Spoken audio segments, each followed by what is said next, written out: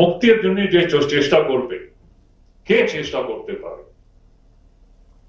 মুক্তির জন্য সেই ব্যক্তি চেষ্টা করতে পারবে যে বন্ধনকে অনুভব করে, বন্ধনকে এক্সপিরিয়েন্স করে।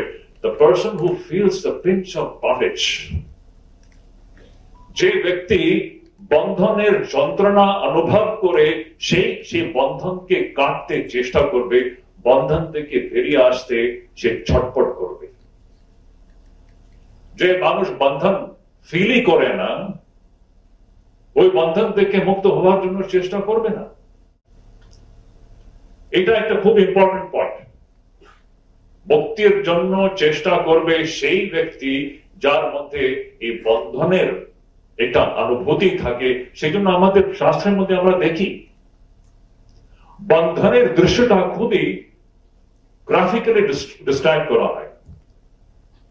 যেমন একটা আমার মনে পড়ছে, বিবেক চূড়ামণিতে আপনি দেখবেন সেই শিষ্য কিভাবে গুরুর কাছে যাচ্ছে, আর শিষ্যের যে মনোভূমিকা, যে স্টেট অফ মাইন্ড, বন্ধন থেকে মুক্ত হওয়ার যে ছটপট, কি করে that sadhaka is having that spirit of he wants to become free from this bondage.